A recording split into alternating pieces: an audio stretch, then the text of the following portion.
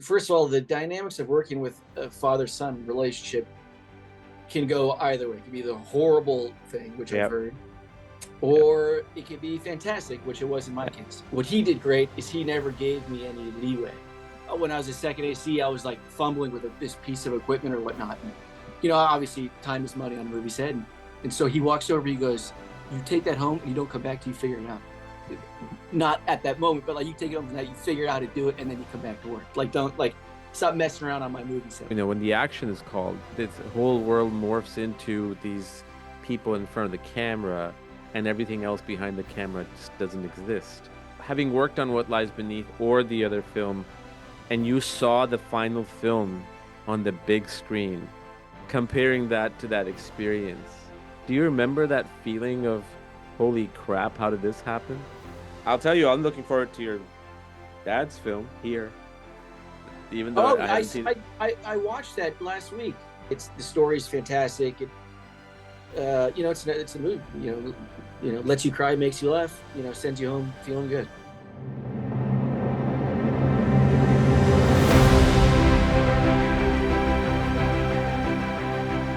Hey, how we doing? I'm doing good. And yourself? I'm doing good. Doing real good. It's a pleasure to meet you. Likewise, good to have you after talking to your dad so many times. It's good to have you. Oh, have you done it with him a few times? 5, 6 times. Oh, you had? Yeah. I've listened to a few of them. I didn't realize there was that much. That's cool. It was Contact, Spider-Man, What Lies Beneath, Castaway, and maybe one or two other that I'm forgetting. Oh yeah, Wonder. Yeah. It's been good chatting with him all the time. Well, very cool. He said it was a very fun, good experience. So I'm glad to hear that. Here. Yeah, good to hear. Good to talk to you. I actually want to start off by something. It's funny. So I think I saw a scene being shot of the family plan in February of 2023, I would like to guess. I was in Vegas, and I even have pictures of it, so let me just show it to you. That would make sense because we were finishing in Vegas at that. Yeah. Yeah, so I was in Vegas with my wife, and we went to oh God. Did you go to the dam? Yeah, thank you very much. So we were going there, and then we went up to this area where you have a great view of the entire area of the mountains and the dam, and we were coming back, and the police just closed everything. I'm like, what the hell is going on? And then this truck passes by, and then I see that shot of him in the car very quickly in the trailer, and I put the two together. I'm like, that's what I saw. Oh, that's cool. That's definitely us. We did a full day out there. When they're like just before they enter Vegas, the family goes across the dam, and we do this helicopter shot of Rin on the family on the car, and then we pull back and reveal the dam and them going over it. And so that's how we started the morning, and then we got into the car stuff here.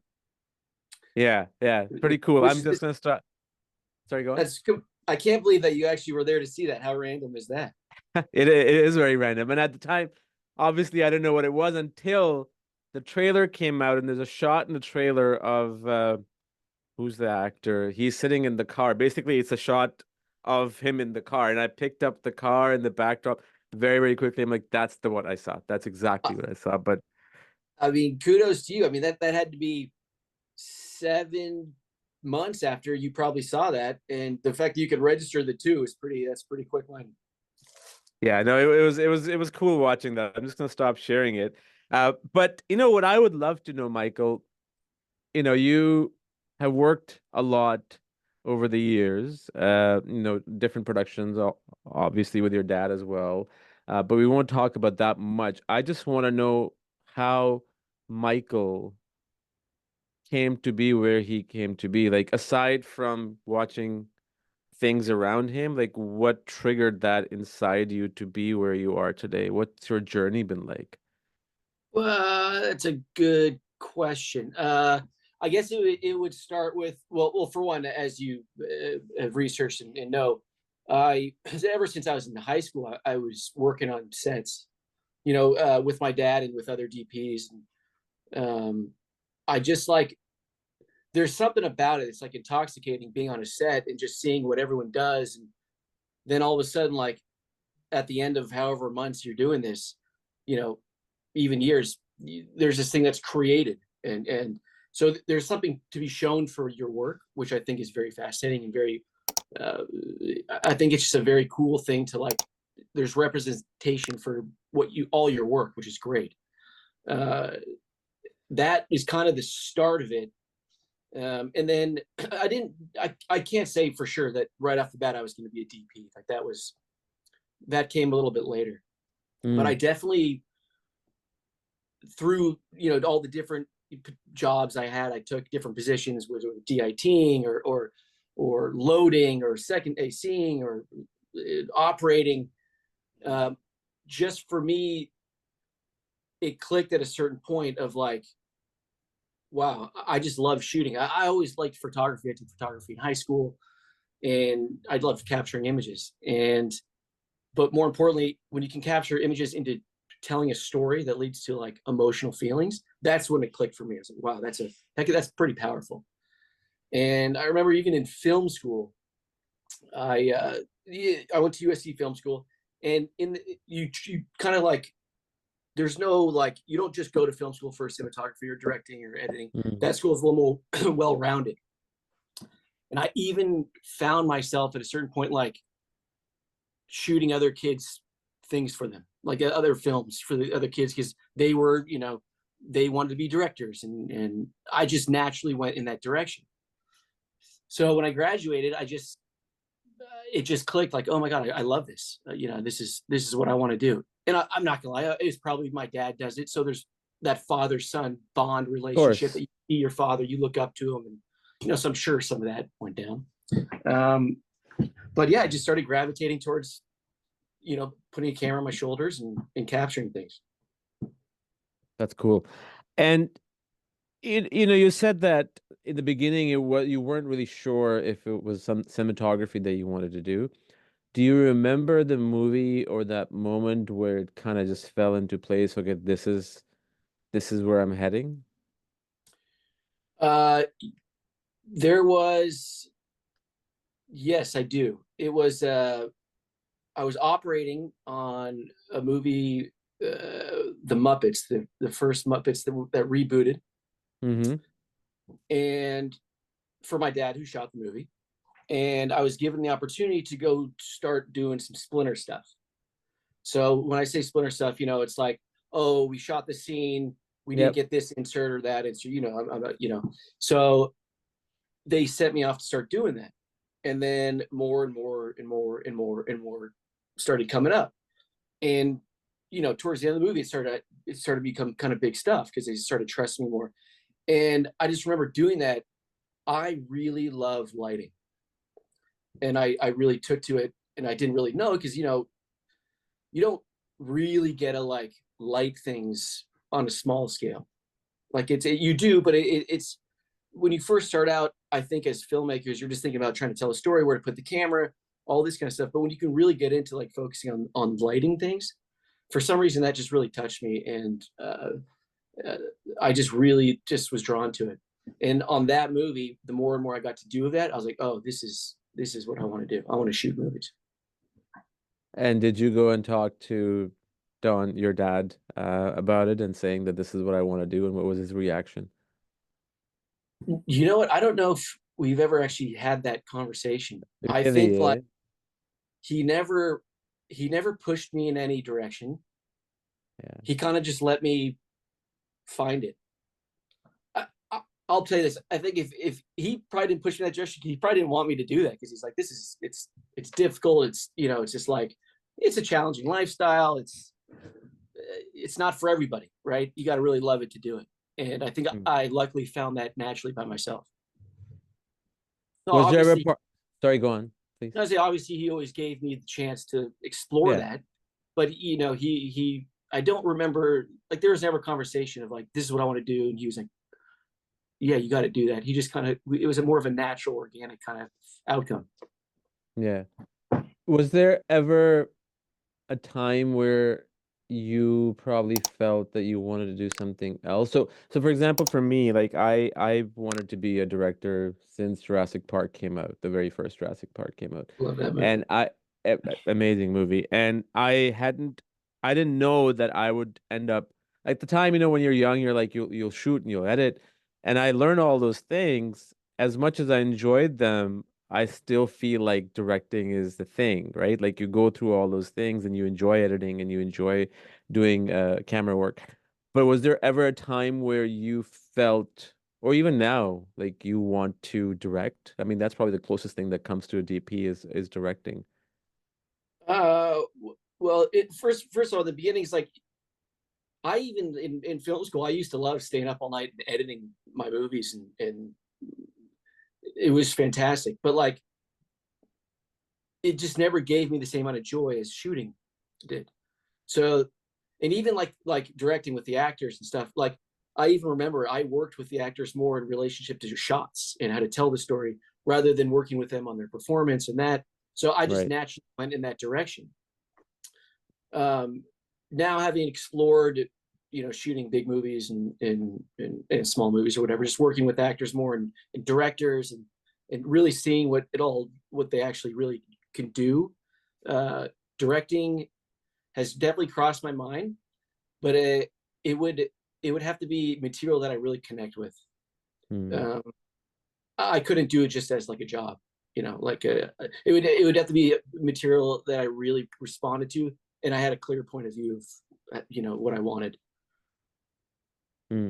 What genre attracts you? Just yeah, out of curiosity, Uh, if you were to direct, or doesn't matter? uh, Again, I don't think there's a genre Just necessarily that character would of be the like, story. yeah, it's more of like the story itself and the characters and if I feel like, oh, this is interesting.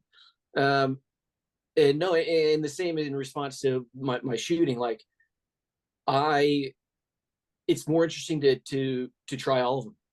Like Yeah. I would love to shoot, I don't know, a western, which I have never have. I've pretty much been a lot in the horror genre, as I'm sure you can see. And then now with the Family Plan, which was very exciting to me, I got into the comedy action. Because I personally love to watch those movies. Yeah. They're fun. So it's fun to, I think, to round out the resume and do something new every time, which keeps it interesting. Yeah. Yeah, no, it certainly does. And I think trying different things helps you grow as well as a human being. And you learn so much, right? On the set and from stories and the characters and actors. Yeah, that's the other thing is every script you do, you you have the ability to like research and learn new things. So I think the different kind of movies you do, the more well-rounded, the more you learn, which I think is the fun part of the job, right? That's kind of why we do it. So you were a director of photography, and according to IMDb, I think on two horror films, Conjuring and I think it's called Annabelle Comes Home. Is that correct? Those are two of a few others that, yeah, Yeah. horror film. So leading, I think there was another one called Malignant. Yeah, Malignant. Malignant, Uh, yeah. yeah. So you did those three, which are, again, we're not cutting to a genre, but they were one genre. But then you go do a film like The Family Plan, with Mark Wahlberg, and and the type of story it was, I mean, at least the way the pacing of the film was, it was just, very kind of like go, go, go. And it was a story of a family and just trying to, this guy trying to protect his family and protect himself and everything. What was that experience like? Was there any kind of transition that you felt, not necessarily the word shocking, but more so like difficult to embrace, compared to what you had done before? Or was it pretty easy transition for you to do something like Family Plan? uh well, personally for me it was a pretty easy transition. Mm, I don't like, and this kind of came up because I'm sure they were at first, worried, like, oh, because up to then I've done pretty much, as the main DP, I've done pretty much horror films. So I'm pretty sure they're like, oh my gosh, can this guy shoot an action comedy movie? And my response always to that is like, as DPs, you shoot the pages, you shoot what's written, you shoot what the Mm. actors are doing. You shoot the tone, uh, and it's not about like, oh, he only knows how to light a dark set or this. No, we're still storytellers, and so you tell the story properly with the lighting and the camera work. And so for me, I don't even think about that. I just think about what's the story, what are we trying to tell, what's the audience, and what's the tone that we're trying to do. And so for me, that just, I don't know if it's a personal thing, but that just kind of clicks naturally to uh, just what's on the page, not And necessarily. yeah, and I'll tell you, I did not know that you had done three horror films before The Family Plan. That when I saw The Family Plan, I actually mainly saw it because of that photograph I showed you in the beginning. I'm like, okay, I took a photograph, on the behind the scene. I just like to see what it is. And it's Mark Wahlberg. It's action, it's family, it's comedy. And I did not for once feel like, how Hollywood kind of pigeonholes everyone, Yeah. that you belong to a certain genre, like you're coming from a horror genre, if that's such a thing. Because it just seemed pretty seamless to me. Like it was just like, something that you've done many, many times. And the lighting was fantastic in the film. Everything was lit up accordingly to the story and the characters and the feel of everything. So just Well, wanted to thank you. mention that. Well, I appreciate that because it is. Listen, a lot of people do get pigeonholed, whether it's in actors in certain roles, like they get Hmm. typecast, or like I would say the horror genre is a kind of a more prominent pigeonhole area to where people think you can only shoot horror films. But again, I think it's we're shooting the story. That's to me that's what it's all about. And I don't know if that's given to the fact that yes, as a DP, I've primarily shot horror films, but you know, prior to that, I've been second unit and worked on a whole gamut of movies and Yeah, types, genres, and um, so yeah, that's it's all about being well rounded. for sure. Working with family is an interesting dynamic. It doesn't matter if it's on the film set, it could be in a company or it could be in a retail shop or a donut shop, whatever it is. Um, what was that like? Was there ever a time, obviously you have to draw a line between even though, yeah, you're my son or you're my dad or you're my daughter or you're my sister, like there's that professional line.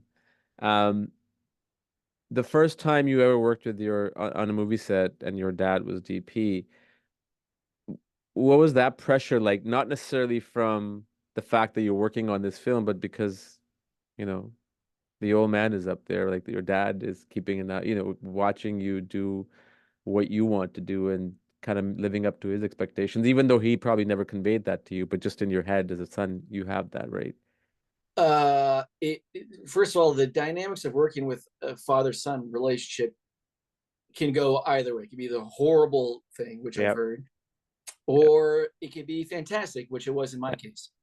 And I think the why it worked so well for us is because no matter what position I held on his team, I did the job. You know, that was what was most important. And yes, we still maintain the father-son relationship, but we both also treated very much so like I was part of his crew. This is what he expected out of me, and you got to do it. And what he did great is he never gave me any leeway. He Good. wasn't like he treated me like another crew member, Yeah. which I think put me in line to be like, oh, I'm a crew member. This is what I'm meant to do. And that's how we treated, no matter what position I was on or anything. And we always maintain a a good relationship in those terms. Where I worked for him, he was my boss. So he was on set. He was my boss, not my dad, but obviously he was my dad too. Yeah. It kind of goes back to the whole thing of being parents, just in general, not just, in your case, in anyone's case, helicopter parents or bulldozer parents, where if they pave the way for you, especially bulldozer parents, you might last one or two projects, but then when you're on your own in the real world, and that eventually will happen, like, you're not going to be working, like in your case, like you're not going to be working with your dad forever, right? So when you come into that real world, you know what the expectations are, you're prepared for that. So kudos to your dad for that, because again, like you said, rarely it goes in the positive direction, no matter what profession it is, because sometimes fathers can be a little bit more extra tough on you because they don't want everybody else to think that you're trying to be easy on you. So you have to find that fine line There was a little between, bit of that going on. There's a yeah, little bit of that a going on. little Like I bit, remember but this not one. too much. No, not too much. But there is this one time where when I was a second AC, I was like fumbling with this piece of equipment or whatnot. And, obviously time is money on a movie set. And so he walks over, he goes, you take that home and you don't come back till you figure it out. Not at that moment, but like you take it home tonight, you figure out how to do it, and then you come back to work. Like, don't like stop messing around on my movie set was kind of how it was. So it was tough love, which was great. I loved it. What at the time you probably didn't love it. Uh, no, no, I probably didn't. I probably did not. But I'm not I trying to always, put you on spot. I always worked extra hard to, you know, Yeah, make him proud. yeah, exactly. Yeah, yeah, yeah. Uh, Working with Simon on the family plan, th that experience, and obviously, not that I don't think you're the struck type, but still being involved in a film of that caliber with such a star, Mark Wahlberg, and working with Simon, what was that experience like? It was a great experience. Simon is a wonderful human being, a great director, but again, like I said, wonderful human being, and he's so just he creates a good environment on his set, which I think is super important. And you know, a that all starts from the top. That'll trickle down. And if you Mm, can keep that positive, good energy on a set, it makes a world of difference because we're working together for 14 hours a day.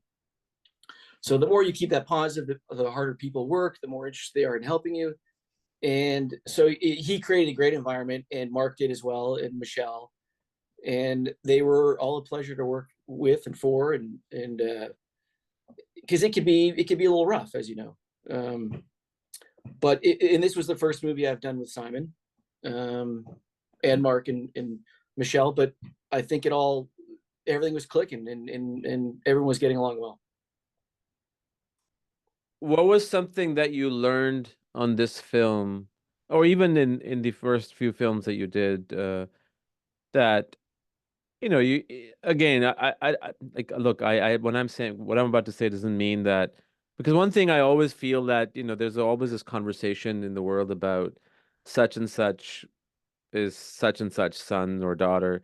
And I always believe that, yeah, sure, that's the case. But at the same time, you can be, but you still have to make sure that you stay there on your own merit, right? And that's the thing that I find a lot of people have a hard time doing. So kudos to you that you are at that point, no matter what people would say, is that where you are able to do things on your own. But at the same time, when you are the first time you ever did a feature, or the family plan, was there a lot of pressure in your head that am I going to be able to sort of go through this, and am I going to be able to pull this off?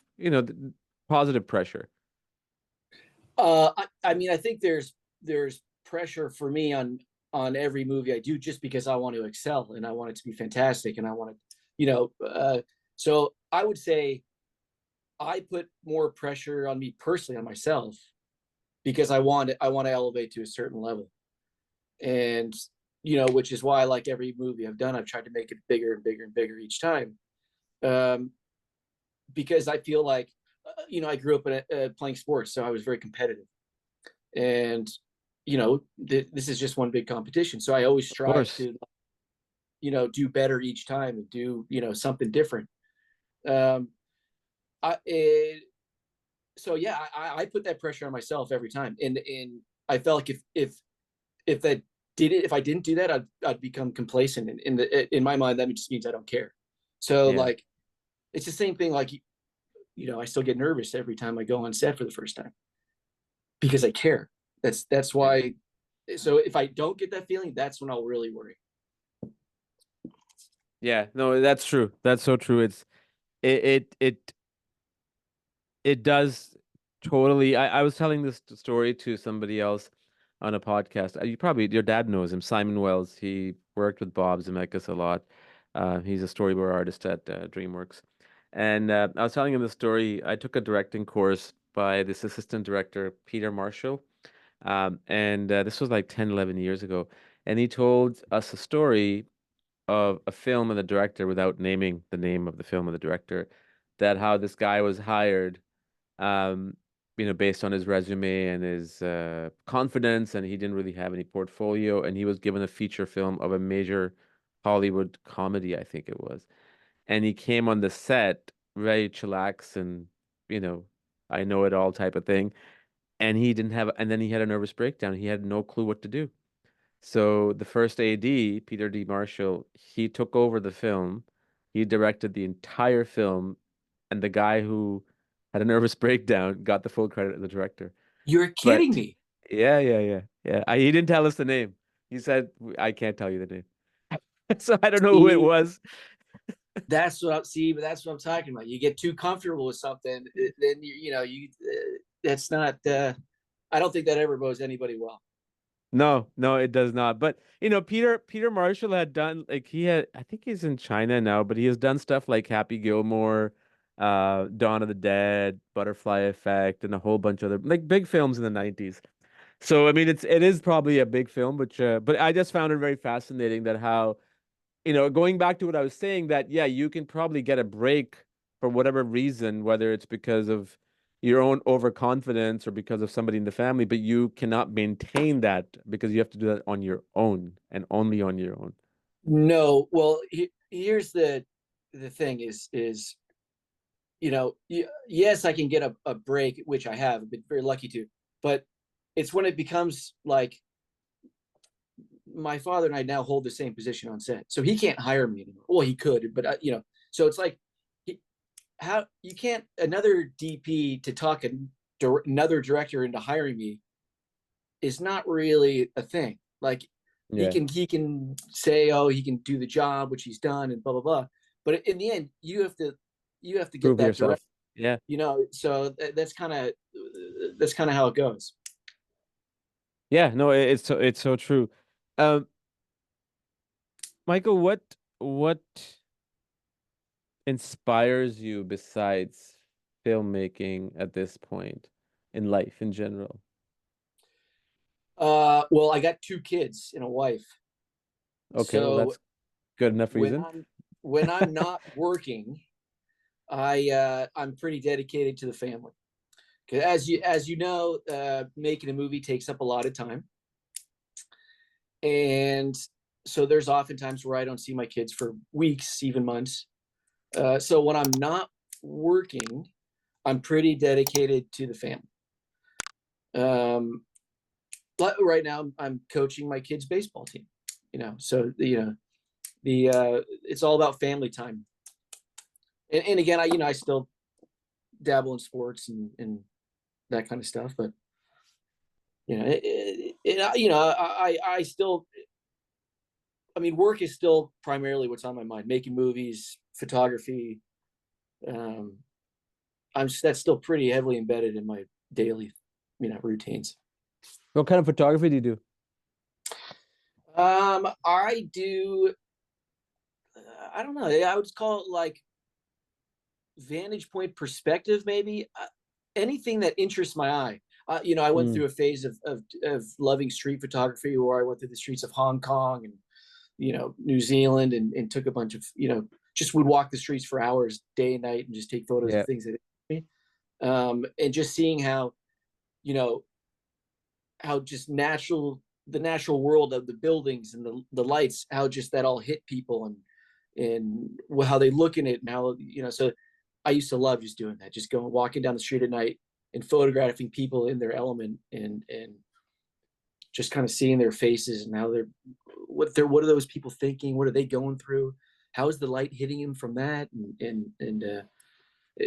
so I got into that pretty early on. Now I just take pictures of my kids. Do you use a film camera or just digital? Sadly, I haven't used a film camera in many years. Yeah. Although Simon uh, gave me a beautiful film camera, Leica, on the family plan. So I've dabbled a little bit back into that, but it's just tough. Yeah. I mean, uh, these things called telephones. The sad thing is they take great photographs. I know, I know, I I know. know it takes the romance out of it a little bit, but they're just so accessible, and they do take pretty gosh darn good photographs. I think it's also the element of time has gone out the window, right? Like to take a photo that you shoot on film or even film itself, like you have to process it, go through a lab and all, and flatbed editing and all that stuff. And nobody has time anymore. Like people are working on multiple projects, simultaneously. It yeah, it is. It is. It just takes time. Like, but that was also the fun part of it because you took the photograph, you sent it to a lab, it got processed, you got it back, and you're like, oh, and then you saw it. So it was more of like a Yeah. almost like a ceremony And, kind of thing, like you and seeing it. anticipation. Yeah, I remember sending photos to Film Lab and just like we used to wait as a family. Okay, it's gonna take 2, 3 weeks, and then the 1 hour photo came out. I yeah, remember, that was like, oh my God, 1 hour photo, and now it's like a second, instant, right? instant. But Uh, those are the times people want everything immediately. There's no one wants to wait for anything anymore. yeah. What are you working on now? If there's something that you can talk about, Uh, I'm in between jobs. I'm waiting for the next gig. fantastic. And is there something coming out that you've already done after Family Plan I believe um uh, that you're able to talk about?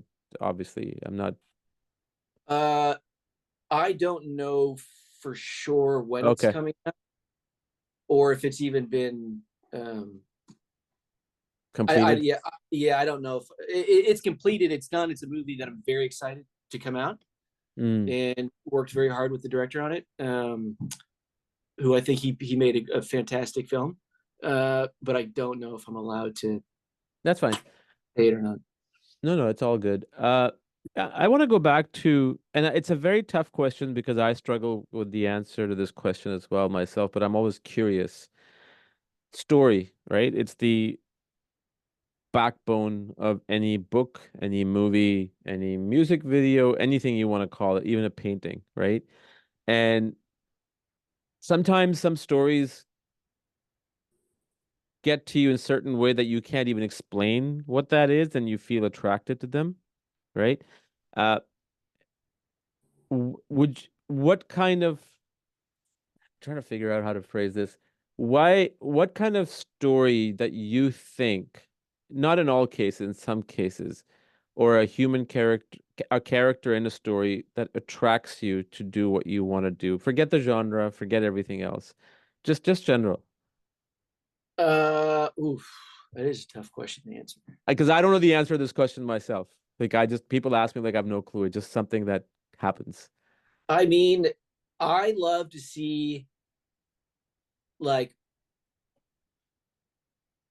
I love to see people when they don't have to do positive acts in loving or helping other people. Like, Hmm.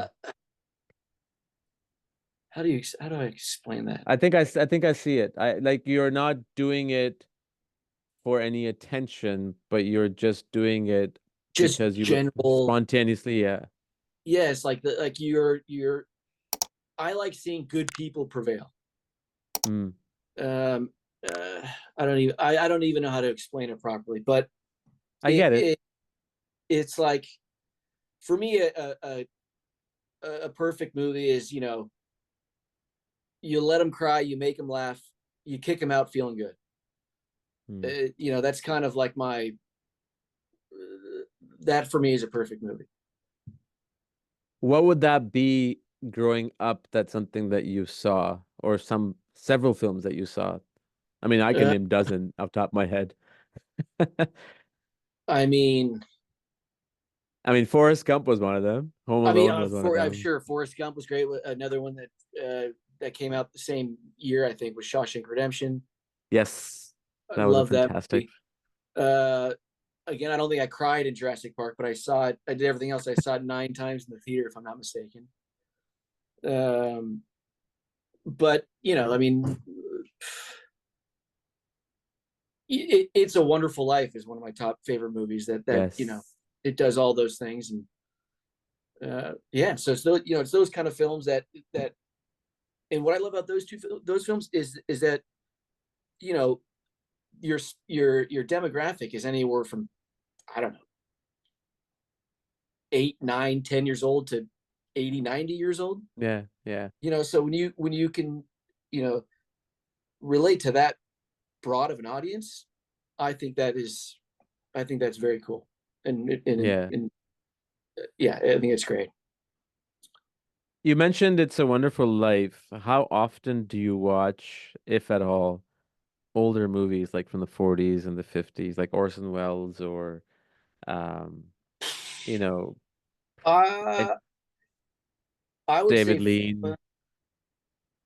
not often enough. Other than every Christmas, I watch It's a Wonderful Life, and it happened. It happened on Fifth Avenue, which is Hmm. an even older movie. But I don't think not enough. The answer to that is not enough. I should Have you make more of seen a point. have you seen 12 Angry Men? Oh man, it's been a long time. A long. I it's but do you know what's about? I think I saw that when I was 12 years old. So in my view, it's one of the most amazing stories films ever made because the entire film takes place in a small room with 12 people in it from I'm beginning to end. I'm gonna rewatch that. That's And but like thinking about a task of doing that. Holy moly! yeah, that's why I'm saying in every aspect from cinematography to performance to dialogue, everything. Like you have basically the story, the premise is there's this guy that one of the jurors feels that he's not guilty. And the whole film is him trying to convince everybody else. Right. And it just in one freaking room, just like a small office room with a table, and there's like 12 people sitting, and that's it. That's the movie. And it captivates you from the opening frame till the end. I mean, just the thought of that. Like, I would love to know, like, why that. Who directed that? I don't know. Well, I've anyways, never like actually. as a director, you read that and you go, shit, 12 people, four walls for the entire movie. Oh, of You're course, like, this is Sidney no Lumet. okay. There, of course, Yeah, there we go. yeah, And so you got to think like that's not an easy movie to pull off to make interesting for 2 hours, right? And but I guess when you come to like an earlier question, it's like is like what interests you about making movies? It's like sometimes it's like the challenge of like, how am I going to do this? How's this how am I going to pull this off? That is a fun thing to go into making a movie with that in mind, because it pushes you, challenges you. It's like almost like when you're in film school and you don't have a lot of film. You have like a certain amount of film. You have very little equipment, so you have to really use your imagination to figure things out. yeah. I think a fun way to do it. I think creative stuff comes out of that. Yeah, it's from a cinematography standpoint, right? Like it's like, okay, how do you make this scene interesting? It's just a small room. Like what do you do that's gonna keep the audience engaged? There was another film that came out a few years ago. I forget the name of it, but it was entirely shot in a cockpit of a plane. Like with that's it. Like it was complete, and it keeps you on the edge of your seat. I'm just trying to remember the name of it. It's probably called Cockpit. But yeah, it's a testament to the story, right? Like how Yeah, engaging the stories and the characters are. it is. What was it? Danny Boyle who did it on 120? Was it 127 hours? Yes, And yes, he is it James Franco? I don't remember, but yes. James, yeah, he's he was in it. he's literally in cave, like in his hand stuck under a rock, and we're in there for an hour and a half almost, I think, with one character in an enclosed space who can't move because he's stuck. I mean, Yeah, that's like, so those are the and he made it very entertaining. yeah. That's not Well, easy. That's not easy to do. no, but it all starts on the paper, right? Like the story and the character, and then the Yep. director's vision, and then the actor's performance, and then everything else that falls into play into music, production, sound design, and all that stuff. It's another reason why I love making movies, is because it requires so many different like crafts, so many different jobs, and it's like it's almost like it encompasses like almost every job there is to hold is somewhere on a production, right? Whether it's an Yeah, accountant, or a photographer or a painter or whatever it is. They're all working together to make this one movie, which fascinates me. Yeah. What was the first film that you were on the set of? Do you remember? Uh, I mean, the first set I kind of remember. I remember I was on Forrest Gump set. Okay. I'm actually a kid on the bus, Oh yeah, which your was dad did tell me about which, that. Yes. which was pretty fun. But as far, I mean, I was on sets younger than that, but that's probably the first one I actually have a visual. I think I was 8 or 9 at the time. And the first set I was on that he kind of put me to work a little bit was What Lies Beneath. That's a great movie, one of my favorites. It was a great movie. I was sadly a little too young to fully like understand what they were doing. And granted, I was off on the camera truck, probably cleaning cases, and I was doing this like Panavision just come out with like this photography thing where you like take photos of every scene and put like what filters, lenses, how the lighting, and plotted all that. And so I was kind of doing that. But I was not like for me that was such a big deal, and I wasn't taking it all in. I wasn't taking in the fact that they built this house and they're moving walls and there's cranes going through windows. And anyways, they did some very very cool stuff on that movie with the camera. So the reason I asked you that was because, when you are on a set of a film, everything kind of seems disarray and people are, saying calling cut, there's yelling going on, not negative yelling, but just like there's a lot of like talking and everything, and everybody, when the action is called, the world changes, right? This whole world morphs into these people in front of the camera, and everything else behind the camera just doesn't exist. But when you, having worked on What Lies Beneath or the other film, and you saw the final film on the big screen, comparing that to that experience, do you remember that feeling of, holy crap, how did this happen? I do. I actually remember that on Forrest Gump because I was on the kind of around a lot.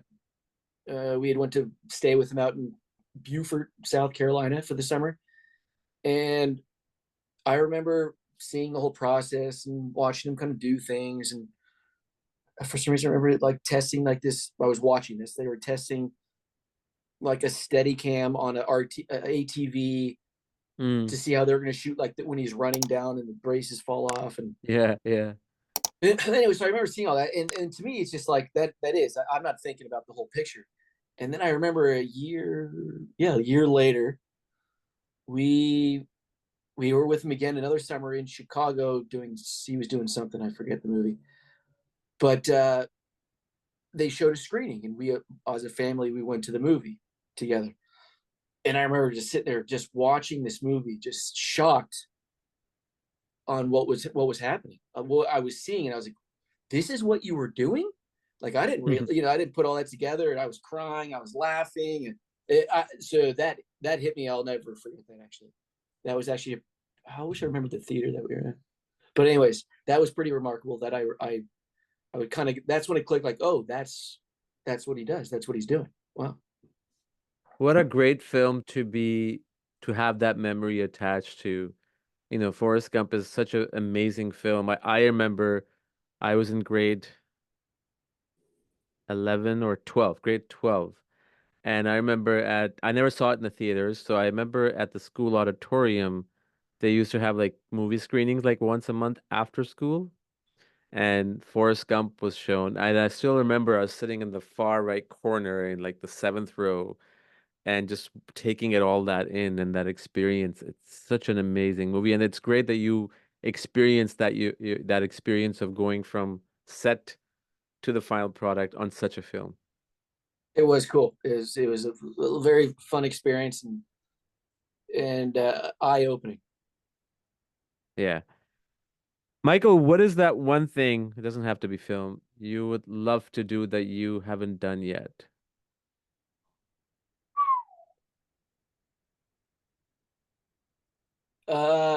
I don't know if I've found that one thing yet. But there is something you think. I'm sure there will be. I'm almost positive, but I'm just so caught in trying to build a career and raising my kids that, in the fact that I enjoy doing both of those so much, I haven't I haven't had a moment to think about, oh, what else would I do I want to do? I don't think I'm there yet of knowing what that is. Fair enough. Fair enough. How old are your kids? They're 6 and 9. Do they see dad going on the set or working with cameras? At least the 9-year-old one. It's been a little tricky because I think the last set they were on was Annabelle. Oh. I actually got a great picture with the two of them next to holding the doll. It's pretty funny.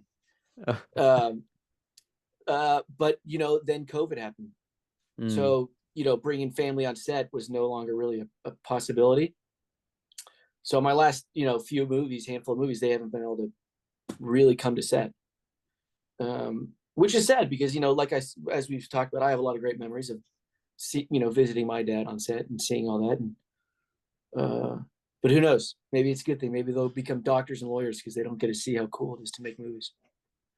But do you guys talk about, like, have they Yeah, yeah. seen any of your work? Okay, you guys do talk about it. Okay. Sadly, it was kind of a thing because my kids, I think the only movie of mine they have not seen is *Malignant* because I won't let them see that one. But Okay. they've seen all my other scary movies. They For a while they loved them, and they would go to school and tell the kids, and the kids would be like, "What? Your kids have seen that?" Blah blah. And so it was pretty funny. But yeah, so they're aware of it, and just before this was the last 2 nights, I rewatched The Family Plan to so I can kind of recall what the hell was going on there since it was a while ago. Mm. But it was my son Donovan who and my daughter London who asked to watch the movie. So that was actually really cool. Um, to not only have your kids ask to watch it but enjoy watching it, that was a lot of fun. And them knowing, you know, that I was part of that, and it was a good feeling. Yeah, that's a rare thing. You should cherish it for sure because I even remember watching uh I mean it hasn't happened with me yet because the type of films that I make are extremely disturbing so far, like human rights based and everything. And I remember even Spielberg talking about that how he used to bribe his kids to watch the films from the 50s and the 60s, and they would just start watching it, and then they will give the cash back, and they will walk away like we can't put up with Yeah, this. So it's good that your kids are involved in that. That's awesome. it's a lot of fun. They've been very supportive, and for the most part, enjoying the movies that I'm making, which is fun. Super cool. Super cool. Any just to kind of wrap things up, are there any movies that as an audience member that you've enjoyed recently or that you're looking forward to in coming months? Uh, what am I looking forward to watching? I'll tell you, I'm looking forward to your dad's film here, even though Oh, I haven't seen it. I watched that last week. How was Uh, it? it was fantastic. Oh, it's just like such a they took such a big swing with. I don't I know how can't much you know wait. about it, but they No, took a I very. he yeah, he told me a little bit about it offline. Obviously we can't talk about it, so I won't get there. But he has told me a little bit about it, and I'm really, really stoked to see it. It I hope it hits because it's the story is fantastic. It it's a movie. Lets you cry, makes you laugh. Sends you home feeling good. So I'm yes, you should be excited to see it. It's a good movie. Can't wait for it to come out. Yeah, neither can I. Uh, Neither can I. but what is coming out that I want to see? Oh, funny enough, you know what I'm excited to see is that Fall Guy movie that comes out next week. That looks good, actually. That Yeah, actually looks good. I think it looks very fun, and those are kind of movies I like to watch, and it's just a fun ride. So I'm actually excited to see that one. I'm really hoping, and I again, everybody has their own things. I'm not a crazy person about superhero movies. Like I've seen the first Spider-Man, I've seen the Batman trilogy, the new Batman. And I'm just so glad now, after Oppenheimer, Barbie, uh, The Fall Guy, and a bunch of other films that have come out and the coming out, Wild Robot, it's an animation film coming out this fall. I'm just excited that things are going back the way they were in the 90s, especially with you've heard of A24, right? The Yeah, production yeah, house. absolutely. The films that they're making is kind of like what Miramax did in the early 90s, and that started a trend of independent film. And I really hope that somehow comes back because I really miss those films like Shawshank, Forrest Gump and Green Mile and all those films. I mean, Really miss sadly, it. yeah, the '90s were a great era for filmmaking and movies, and it's because the studios, they would produce those types of stories, and sadly now it's kind of broken off into, well, like you said, I think it's hopefully trending in a better direction. Yeah. But the studios started going towards either superhero movies or, like, low budget Franchises. horror Yeah. films or franchises, and that middle kind of gap of just good old fashioned humanity and storytelling, and that and in that direction, they just they're I don't know if they made it that there wasn't a market for that, or they thought there wasn't a market for that. Uh, but I think the one good thing out of streaming has come, that these streamers are willing to produce these, at least these 6 to 12 series shows that kind of have Yeah. depth to them and interesting stories, and so I mean, at least there, that's kind of an avenue for that these days. But it would be great to get movies like that made again. I'm really looking forward to this movie called Tuesday by A24. It's Julia Louis-Dreyfus is in it. It's like a mother and daughter relationship of her daughter is dying, and then watch the trailer. The trailer will just hit I'm you. I'm, I'm writing that down. A24 has done Yeah, a lot amazing stuff. a lot of good stuff. But one thing I would recommend, have you seen this 8-part series called ZeroZeroZero? No. Okay. What is that? Which one's that? It's called Zero as in ZeroZero. It's literally about it's kind of has a Sicario feel, and it's takes place in states, the cartels and the Italian mafia, and how it's all interconnected with obviously there's a narrative and the set of characters. It's one of the most incredible series I've ever seen, and I'm so sad nobody talks. I've told this to everybody, and anybody who ends up seeing it absolutely loves it. It's an incredible 8-part series. Where do you see that? I saw it on Prime, I think during COVID. Let me just see where it is right now. Um, yeah, you can watch it on Prime. Yeah, you can watch it on Prime. It's as long as you're a Prime member, you can watch it.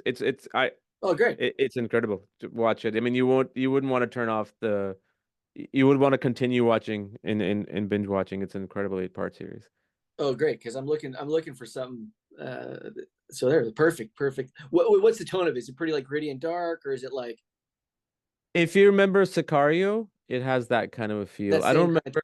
Yeah, I don't remember how much violence, if anything, and if you're thinking about watching with family, but it has that Sicario feel for sure. It keeps you on the edge of your seat. The cinematography is amazing. I mean, you would love that.